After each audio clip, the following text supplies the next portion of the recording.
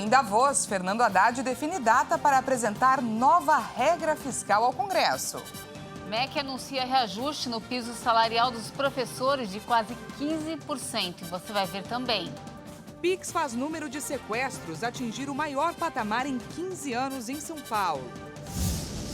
Pesquisa identifica proteína que pode bloquear a inflamação nas doenças autoimunes. Sobe para 41 o número de mortos no ataque com míssil a um prédio residencial na cidade de Dnipro, no leste da Ucrânia. Rússia nega. Menino da periferia de Belo Horizonte ganha festa especial. Ele comemora o aniversário ao lado de seus super-heróis, os garis de rua.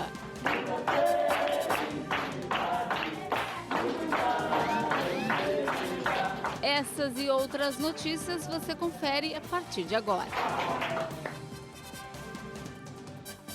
Olá, boa tarde para você que nos acompanha. Seja muito bem-vindo a essa edição. Estamos ao vivo, agora 1h03 pelo horário de Brasília. Boa tarde, Dani. Boa tarde, Paty. O jornal tá recheado, não tá? Hoje tá. Então vamos juntos conferir o que é notícia no Brasil e no mundo nessa terça-feira. No Fórum Econômico Mundial, que acontece em Davos, na Suíça, a ministra do Meio Ambiente, Marina Silva, cobrou o compromisso das nações desenvolvidas com a proteção ambiental. E o ministro da Fazenda, Fernando Haddad, afirmou que pretende enviar a proposta do novo arcabouço fiscal para o Congresso, no máximo até abril. Em Davos, a ministra do Meio Ambiente e Mudança do Clima, Marina Silva, lembrou que, como parte do Acordo de Paris, fechado em 2015, os países ricos se comprometeram a garantir o financiamento de 100 bilhões de dólares por ano a partir de 2020, para ajudar os mais pobres no enfrentamento das mudanças climáticas. Mas essa meta não vem sendo cumprida e não foi visto nenhum avanço nesta questão. Ela também falou que a Cúpula do Clima na Amazônia é um projeto para mostrar que o Brasil está buscando a preservação ambiental, mas que precisa da colaboração do mundo para que isso aconteça. Ter uma COP do Clima na Amazônia é uma demonstração, em primeiro lugar, do nosso compromisso do nosso continente, do nosso país, com a proteção desse bioma tão importante para o mundo, mas particularmente para dizer que a responsabilidade de preservá-la não é só nossa. Não é? Precisamos de parceria, precisamos de cooperação tecnológica, mas precisamos, sobretudo, de que o mundo também faça a sua parte. Em relação às mudanças do governo brasileiro, o titular do Ministério da Fazenda, Fernando Haddad, afirmou que vai enviar a proposta de uma nova regra para disciplinar os gastos públicos para substituir o teto de gastos, no máximo até abril. E destacou que, após buscar a reforma tributária sobre o consumo no primeiro semestre deste ano, a ideia é buscar avançar na reformulação do imposto de renda na segunda metade de 2023. A reforma tributária que nós queremos votar no primeiro semestre. E essa reforma tributária que vai ser votada é sobre o imposto sobre o consumo. Mas no segundo semestre, nós queremos votar uma reforma tributária sobre a renda, para desonerar as camadas mais pobres do imposto e para onerar quem hoje não paga imposto. Tem muita gente no Brasil hoje que não paga imposto, né? Então nós vamos reequilibrar o sistema tributário brasileiro para melhorar a distribuição de renda no Brasil. O ministro da Educação, Camilo Santana, anunciou o reajuste de quase 15% no piso salarial dos professores. Segundo o MEC, a portaria do novo piso vai ser publicada ainda nesta semana no Diário Oficial da União. A Lei do Piso Salarial dos Professores, sancionada em 2008, estabelece que o reajuste deve ser feito anualmente no mês de janeiro. O valor mínimo de remuneração é definido pelo governo federal, mas os salários da educação básica são pagos pelas prefeituras e pelos governos estaduais. Em 2022, o reajuste para os professores foi de 33,24%, passando de R$ 2.886 para R$ 3.845. O ministro da Educação, Camilo Santana, anunciou que vai reajustar o piso salarial dos professores em 14,94%. Com isso, o valor passa de R$ 3.845 em 2022 para R$ 4.420 em 2023. O anúncio foi feito pelas redes sociais. Na postagem, Santana aparece assinando a portaria. O ministro afirmou na publicação que a valorização dos profissionais da educação é fator determinante para o crescimento do nosso país. Para evitar fraudes no Bolsa Família, 2,5 milhões de beneficiários deverão realizar o recadastramento no programa. No total, a estimativa é que cerca de 10 milhões de famílias tenham que efetuar a revisão de dados por falta de informações no sistema do governo.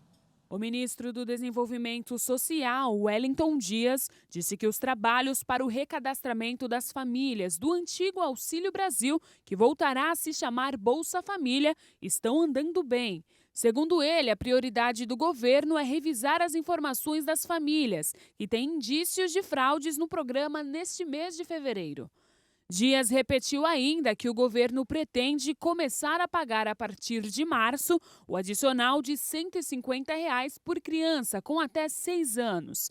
Ele já havia informado este prazo na semana passada, em fala à imprensa após sair de uma reunião com o presidente Lula.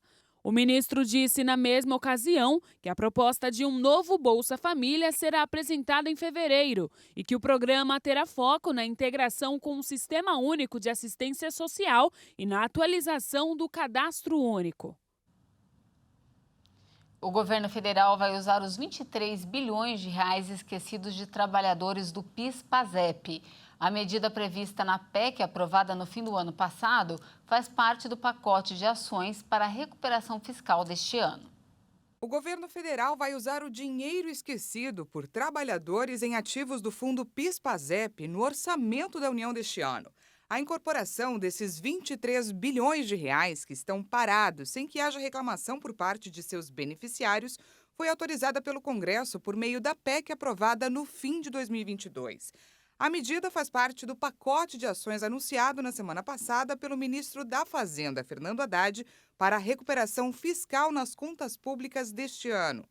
O valor das cotas do PIS/PASEP havia sido liberado em 2019 para quem trabalhou com carteira assinada na iniciativa privada ou atuou como servidor público entre 1971 e 4 de outubro de 1988.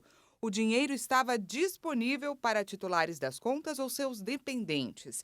Em 2020, o fundo PIS/PASEP foi extinto e seu patrimônio transferido para o Fundo de Garantia do Tempo de Serviço, mas foram mantidas as contas individuais e a sua livre movimentação a qualquer tempo. Ele explica que já tinha uma previsão de incorporação desse valor ao patrimônio da União na hipótese de não haver saques pelo período de 3 anos. Olha só, o preço do aluguel residencial fechou 2022 com a maior alta em 11 anos. Segundo o indicador FIPZAP, o aumento foi de quase o triplo da inflação do ano. Os novos contratos de aluguéis residenciais ficaram em média 16,55% mais caros em 2022, segundo dados do índice FIPZAP+. Essa é a maior alta desde 2011, quando os preços avançaram 17,30%. O aumento do ano passado foi quase o triplo do Índice Nacional de Preços ao Consumidor Amplo, considerado a inflação oficial do país, que avançou 5,79% no ano. Com isso, a alta real dos novos aluguéis, descontada a inflação, foi de 10,76%.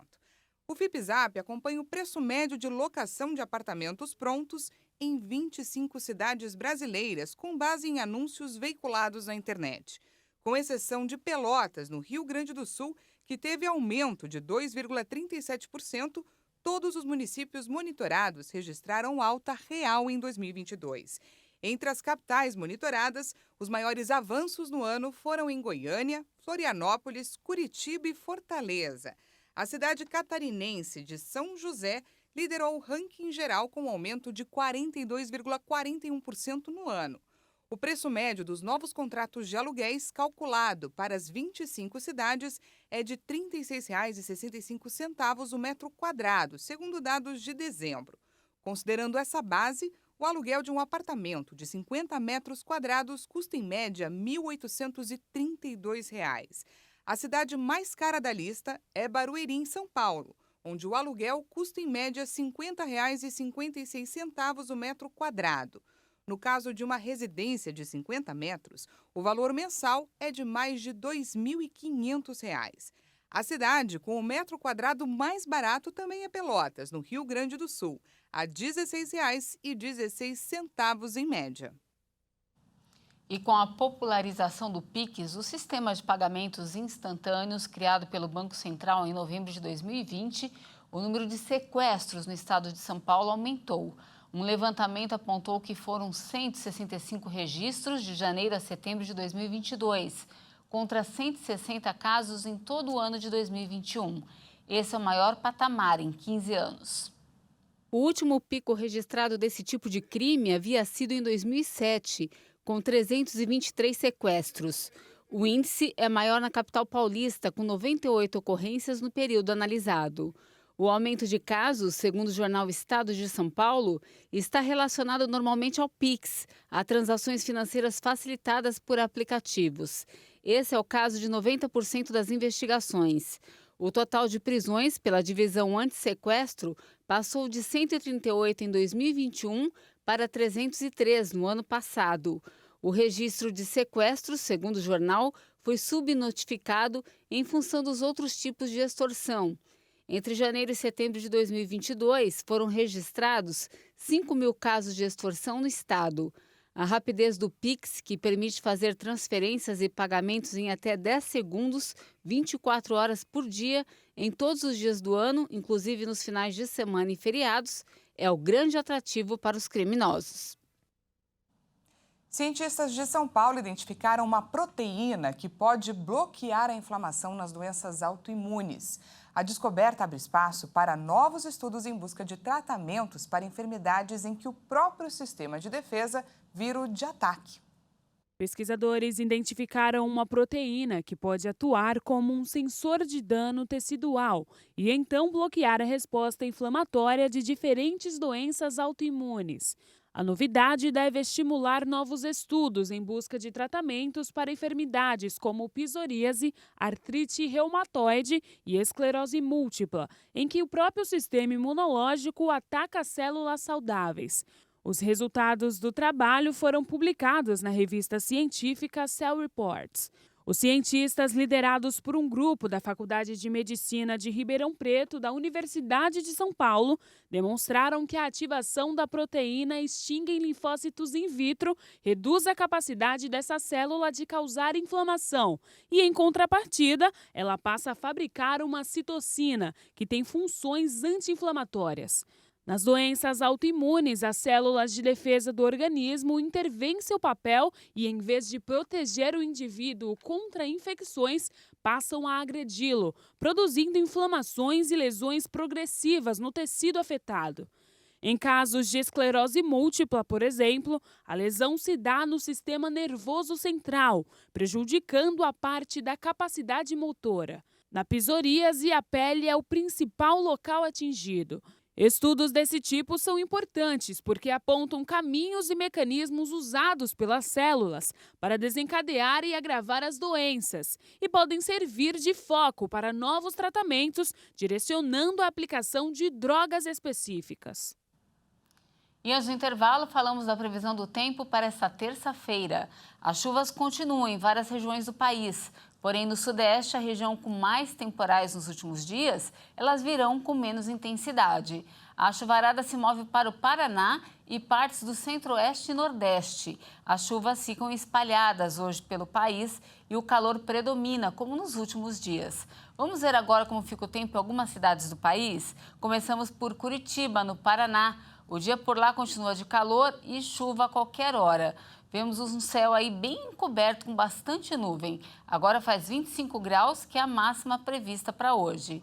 Agora vamos para a região nordeste do país. Em Fortaleza, no Ceará, o dia continua de calor e chuvas rápidas durante a tarde e a noite. O céu bem azul, quase sem nuvens. Agora faz 29 graus, bem perto da máxima, que chega aí aos 30 graus.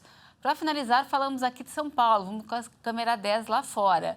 Aqui na capital paulista, o dia continua de calor e com grande possibilidade de pancadas fortes de chuva agora pela tarde e também à noite. O céu está azul, mas com muitas nuvens se formando. De volta comigo, nesse exato momento, faz 31 graus, que é a máxima prevista para o dia. Calorão. E veja a seguir, sobe para 41 o número de mortos no ataque com míssil a um prédio na cidade de Dnipro, no leste da Ucrânia. E ainda, menino da periferia de Belo Horizonte ganha uma festa especial. Ele comemora o aniversário ao lado dos seus super-heróis, os garis de rua. Nós voltamos já, não perca!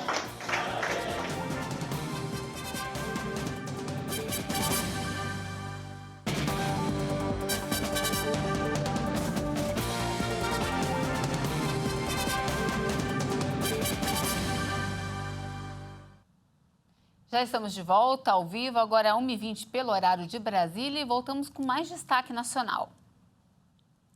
A presidente do Supremo Tribunal Federal, ministra Rosa Weber, suspendeu em caráter liminar o trecho do indulto de Natal que beneficiava policiais militares envolvidos no massacre do Carandiru.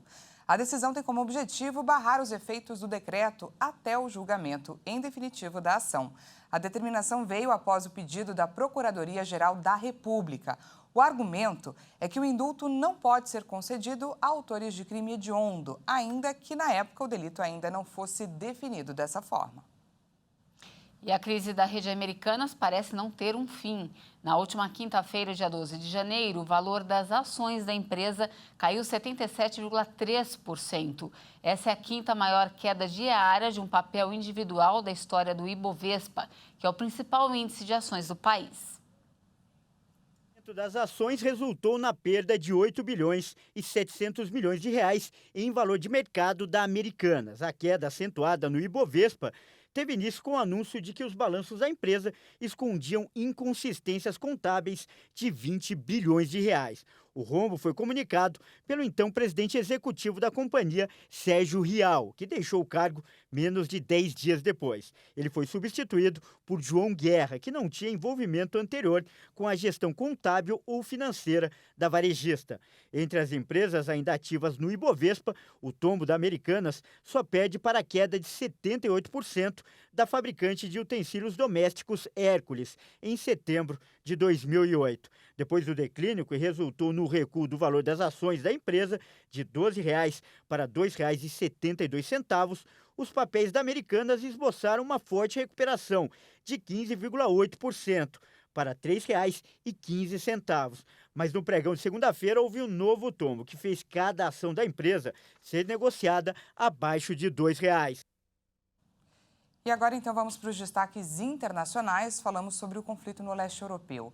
Subiu para 41 o número de mortos no ataque com míssil a um prédio residencial na cidade de Dnipro, no leste da Ucrânia.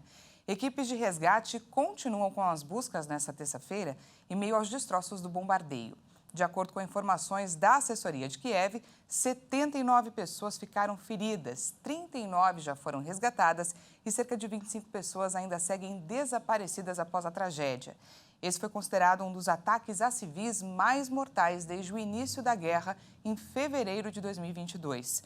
O Kremlin negou a responsabilidade pelo ataque e culpou os ucranianos pelo lançamento do míssil. A União Europeia também se manifestou sobre o caso e disse que esse bombardeio se constitui um crime de guerra por parte da Rússia. Peruanos de diversas regiões do país estão indo para a capital para participar dos protestos contra a presidente nesta terça-feira. O governo garantiu que vai respeitar o direito à livre manifestação, mas também disse que vai evitar o que foi chamado de motim na capital. O país já registra 5 semanas de protestos que deixaram 42 mortos. Manifestantes também querem eleições imediatas e a convocação de uma Assembleia Constituinte. O governo já rejeitou todos os pedidos. Dezenas de indígenas aimarás também bloqueiam a ponte que serve de passagem até a Bolívia. Desde Cusco, dezenas de manifestantes em ônibus e caminhões partiram em uma viagem de cerca de 15 horas até Lima, a mais de 1.000 quilômetros de distância. O governo garantiu que vai respeitar o direito à livre manifestação, mas também disse que vai evitar o que foi chamado de motim na capital.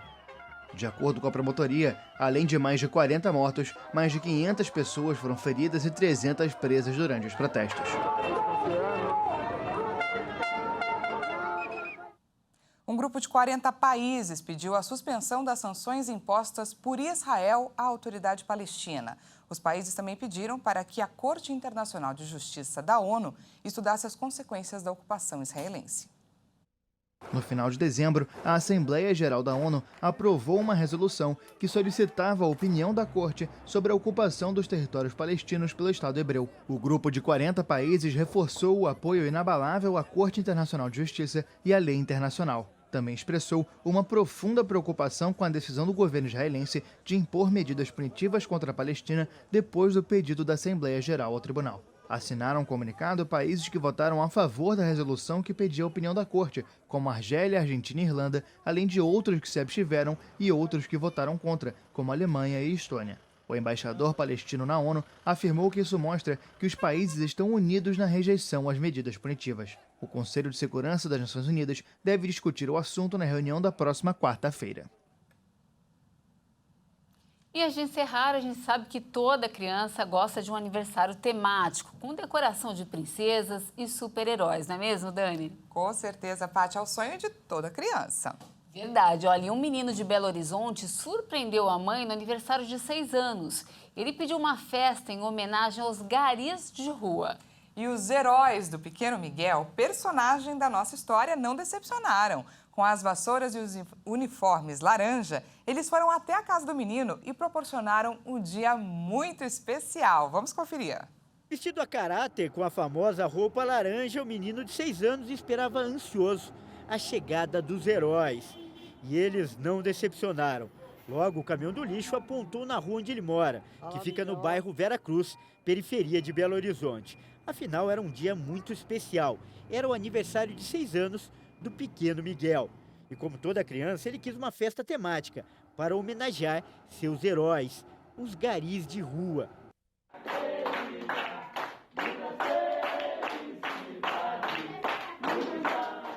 E os profissionais da prefeitura aceitaram o pedido que foi feito pela mãe do menino.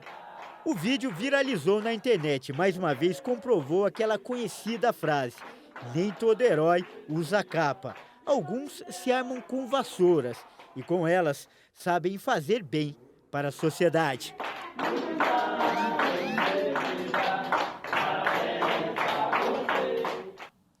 Que emocionante. O Kleber disse tudo, né? Nem todo herói usa capas. É isso aí. E essa edição fica por aqui. Agradecemos demais a sua companhia. Uma ótima tarde para você e até amanhã. E não se esqueça, daqui a pouco o Kleber Werneck chega com mais informações para você. Uma ótima tarde e até amanhã.